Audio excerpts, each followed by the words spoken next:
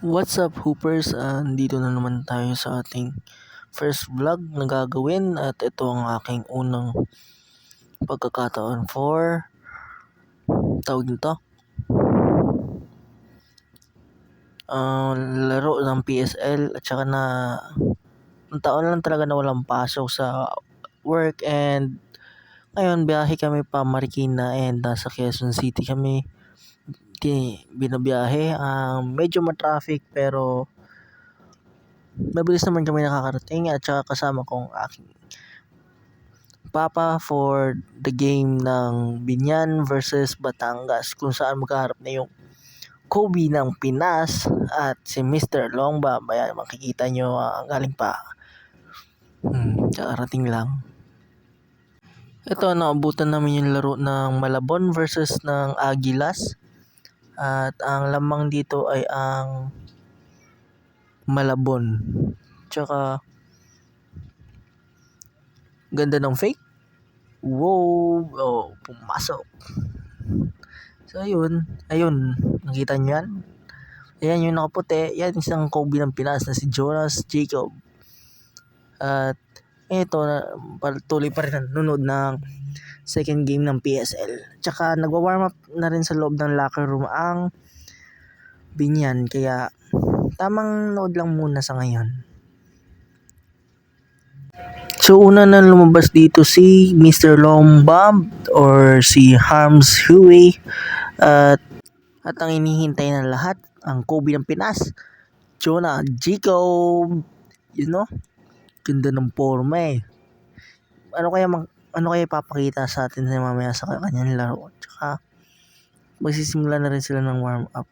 Yan, sumasalid din siya ng warm up. Bilis niya. Ay, nagano na pala ako dito, nag-speed up para hindi na bagal. Yung kabila rin, ayan. Kung napansin nyo yun, si Aktob yung nagdunk. Hindi ko na na-video ng maayos, kaya yun. At saka dito naman, ang inaabangan ko kung anong ipapakita talaga ng Kobe ng Pinas. Kasi more on, siya yung laman ng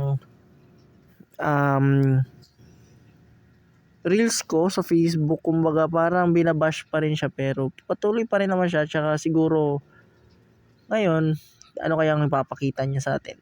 So, stay tuned lang at saka tapusin yung video and pwede nyo rin ako i-follow. Yan. Ayan na pala. Aktob self alley-oop bang. Yun yung hinihintay din ng iba. Ang entertainment ni Aktob. So, fast forward na lang natin mamaya.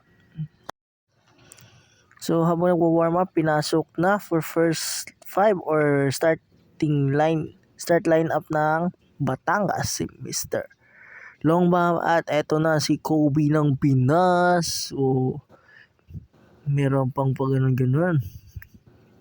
Ngayon sila ang magkaharap. Mr. Longbam versus Kobe ng Pinas. Kung makikita nyo sa video, puno ang sports center ng Marikina City. At dito ay magsisimula ng laro. Kaya stay tuned na lang muna. Kumbaga may mga ilang tanong din ako dahil para sa akin din kasi kumbaga sineself claim niya na Kobe kasi siya at saka di ko alam kung saan banda. Tataka nga ako naka 24. Yun nga pala si Roca Curva number 88 ang Binyan. So ayan, simula na ng game. So ayan, sa number 8 nasa no good, kaya lang hindi ko na na-videoan kasi masyado dahil natuwa rin ako manood. Another one for Curva, mainit sa simula pa lang ng game. Tsaka ang hanap ko lang talaga dito kung ano yung papakita. Ay, yan nga pala, binabanday na ng Kobe ng Pinas si Mr. Longbam, hindi iniiwan. Nahabol talaga.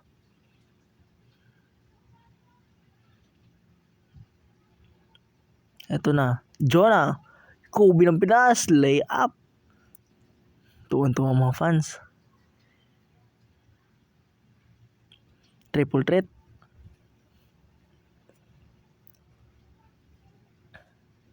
Ganda ng spin eh. So ayan. Lopez. Kurba. Pinalik kay Lopez. Lopez to Mira. Bang!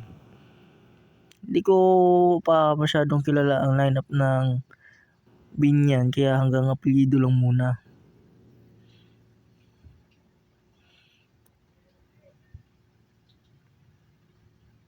Kobe nagsiset ng play.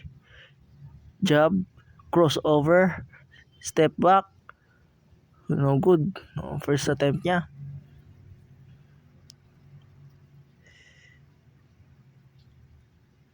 So yan, tumatakbo rin si Jonah. Roka kurba. Na lang. Okay, ang kita nyo yun. 3-point from Pinana. Saan ka dun? Pinana ka ni Kobe ng Pinas. Ganda ng pasa.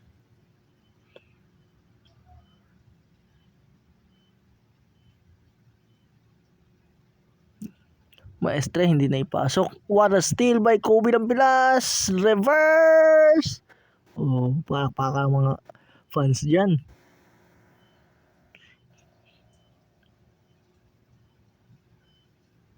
May foul dyan eh. Alam ko. 88, balik kay Lopez. Lopez ang karang mapapasahan. Pinasa kay Kobe. Kobe ng Pinas. Kobe ng Pinas. In and out. Step back. 4-3. Pasok. Saan ka doon? Si Kobe ng Pinas. Improve.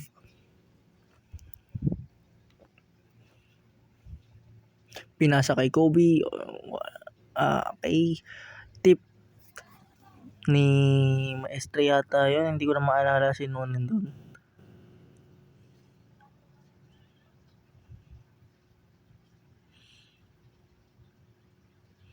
Rebound, pinasa. Pinasa kay Raimundo, binalik. Pinasa kay Aktob. Wala. Rebound ni White. Import pala to ng Batangas.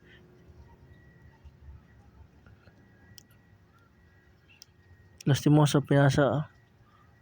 Raimundo, binalik. Still by White. White, ang mamadali. Si Aktob, hinahabol. Sa sabayan. Good. Kahit anong nakakasabay talaga eh. Raimundo, nagdadala ng bola. Raimundo, pinasa kay Lastimosa. To Raimundo again, binalik.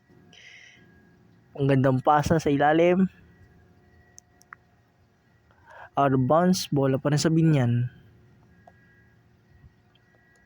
Tumira si Lastimosa. Meron kasi mga VIP kaya wala ako sa sa may court side kumbaga. Gandang fade away sa harap ni Pinglis eh. Raimundo, pinasa to Aktob, binalik. Tikna. Pinasa pala. Peña Redondo. Raimundo again.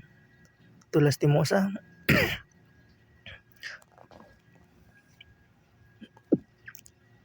Pull up.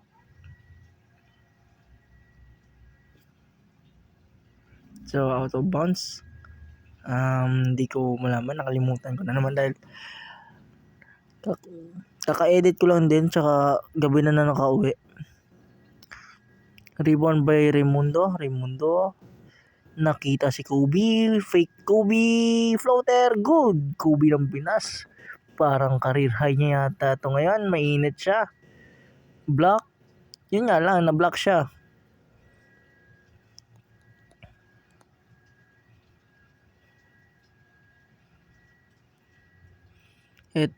Ito yung pinakamagandang part na yata. Kung mapapansin nyo ha. Ano nangyari? Si Nico. Ayan na, nagbibigayan ng dalawang mga sikat sa team na to. Si Cardona din nakisali. So nakita nyo naman, may mali ring ginawa si Kobe ng Pinas. kung ano-ano yung ginagawa niyan. Kumbaga, may mangyayaring desisyon talaga dito. Tsaka, sabi nga ng iba, pikon daw to si Mr. Longbam pag binabantay na masyado. Tsaka, hindi talaga binibigyan ng chance na makahawak ng bola. So, makikita nyo naman, yun o. Si Nico, diba, nakikita nyo sa replay ko sa baba. Yan o. O, inawat na. Kung papansin nyo, lumapit din si Cardona. Ayun o. So, ngayon, may hatol din kasi ang referee. Kumbaga, tsaka, ang desisyon nito mamaya na lang pag natapos na. Pakinggan nyo.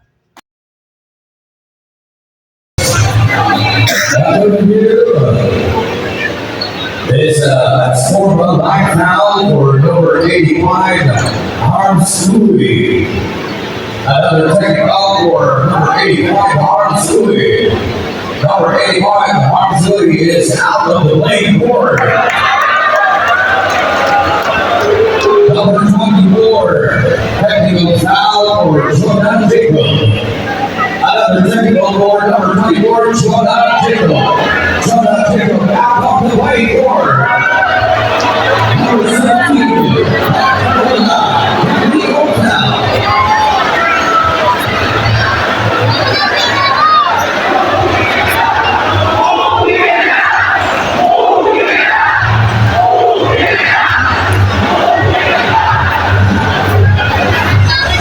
Kung napansin nyo, si Anspo, 2 technical fouls kay Harms Hui number 85.